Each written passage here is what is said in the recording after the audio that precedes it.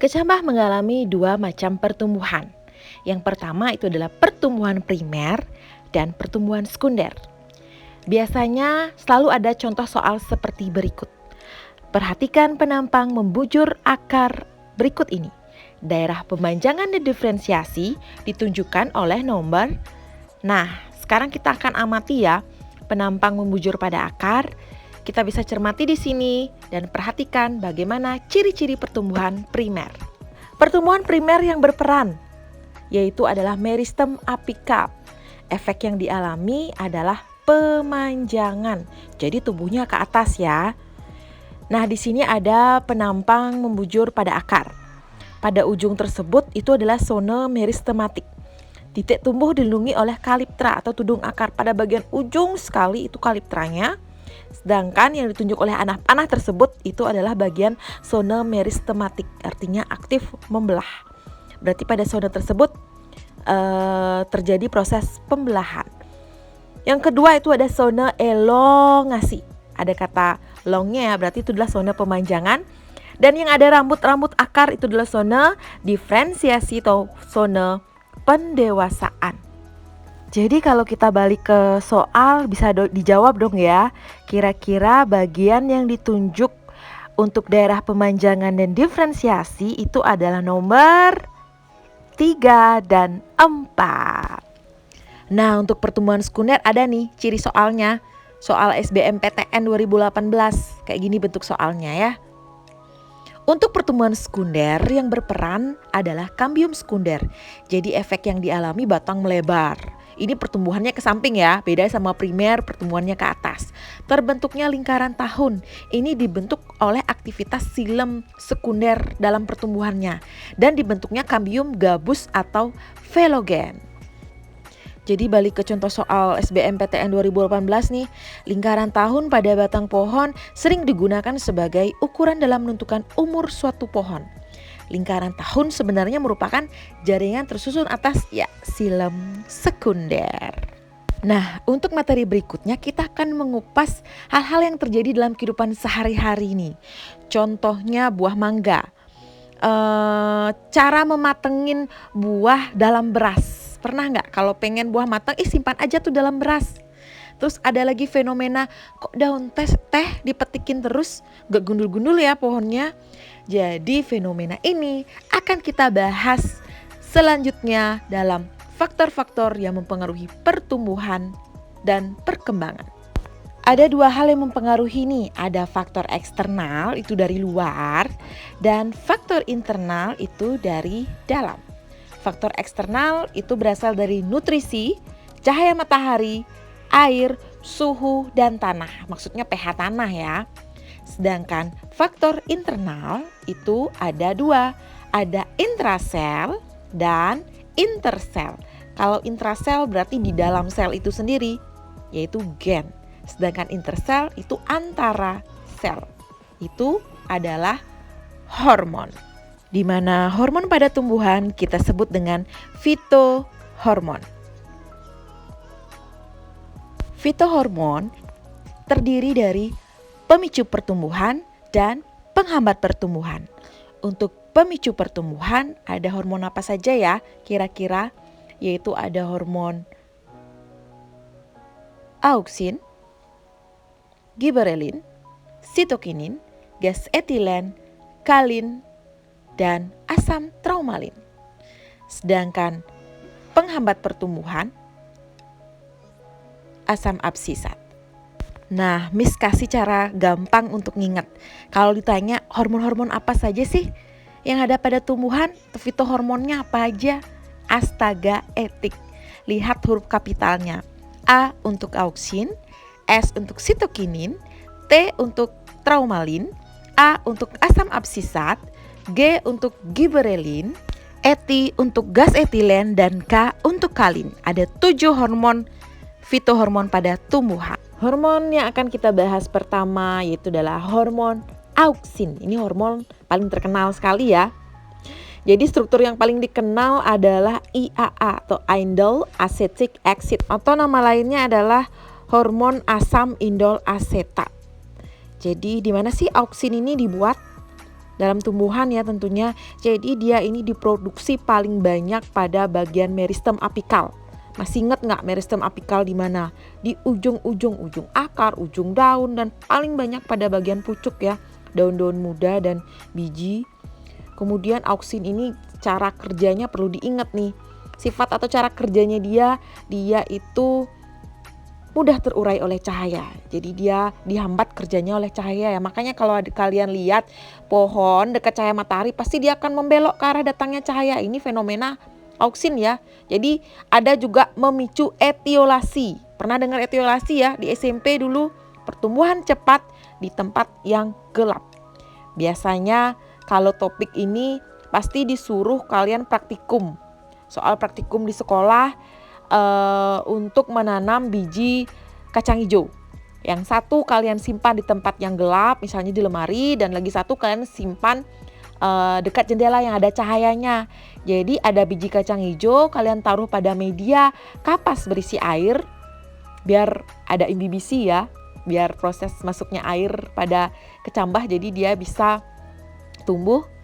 Jadi keduanya sama nih, medianya sama-sama diisi kapas berisi air, tapi yang berbeda adalah tempat peletakannya.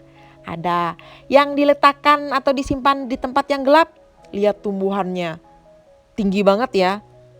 Atau enggak dia tinggi tumbuhannya cepat banget, tapi daunnya kuning.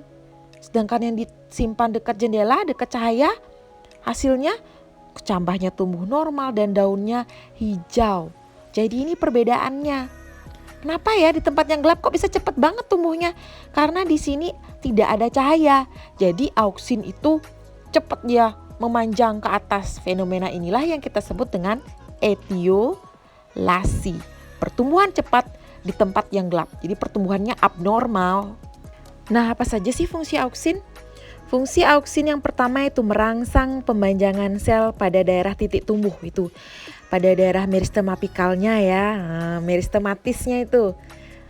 Zona meristem, masih ingat yang pembahasan tadi ya, ada zona meristem di bagian ujungnya, di bagian meristem apikal. Kemudian naik ke atas dikit itu ada zona elongasi, pemanjangannya dia. Dan yang paling atas yang ada rambut akar tuh contohnya itu zona diferensiasi atau pendewasaannya. Fungsi berikutnya ada merangsang pembentukan akar.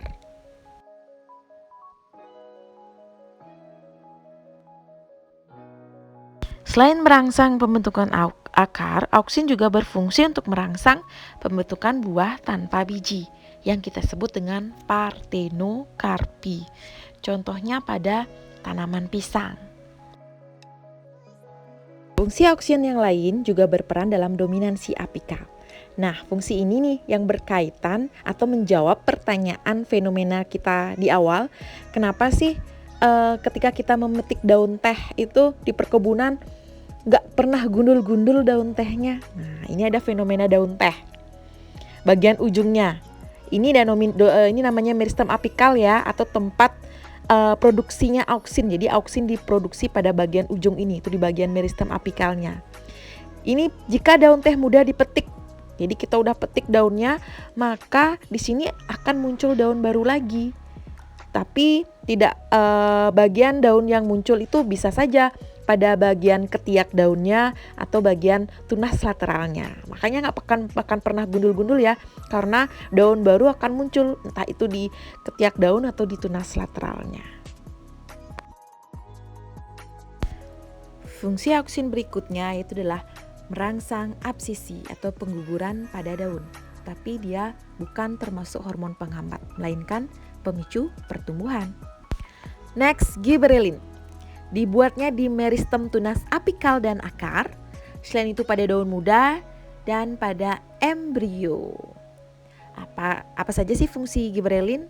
Yang pertama, merangsang pemanjangan batang dan pembelahan sel.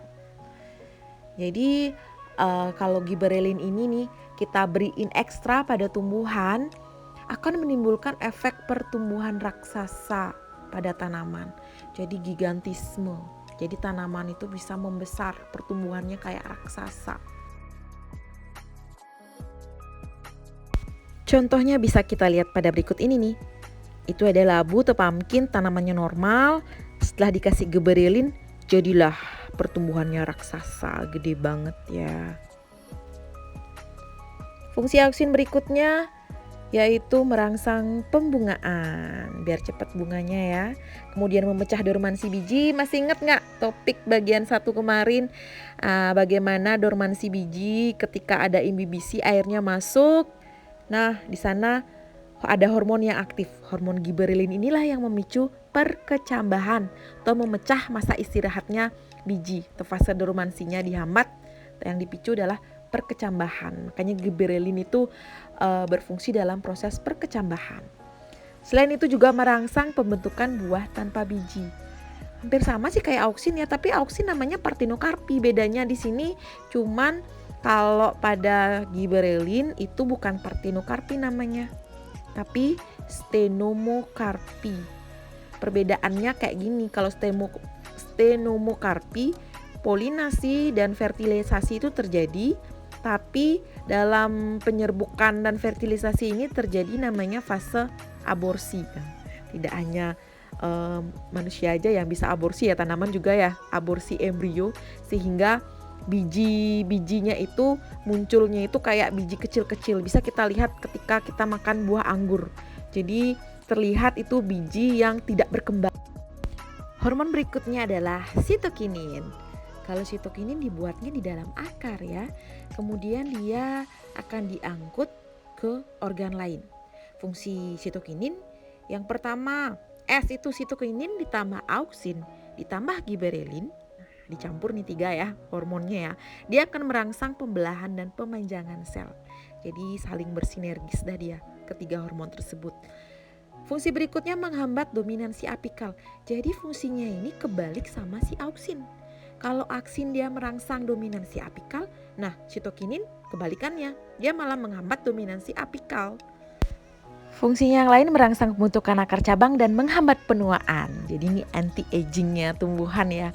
Bayangkan kalau manusia punya hormon ini, paling pertama yang ngambil hormon ini untuk mencegah penuaan. Jadi kayak skincare nih sitokinin. Hormon berikutnya yaitu ada gas etilen. Pernah dengar gas etilen kan ya? SMP dulu pernah kita bahas hormon ini. Jadi dia dihasilkan di jaringan buah yang sedang matang. Selain itu juga pada bunga yang menua. Jadi apa saja sih fungsi gas etilen?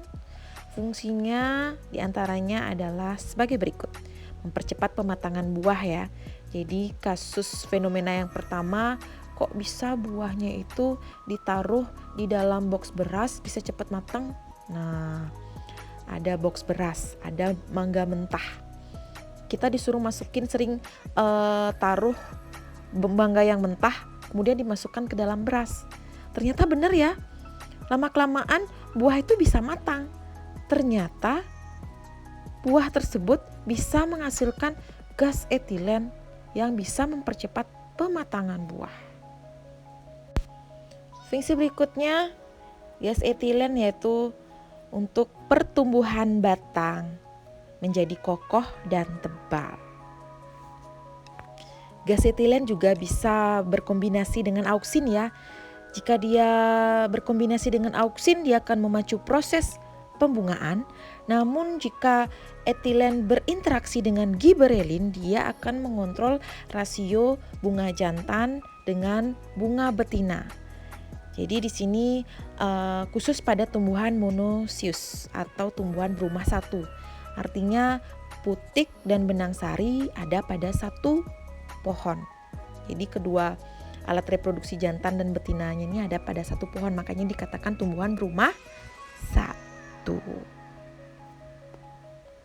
Next, hormon kalin.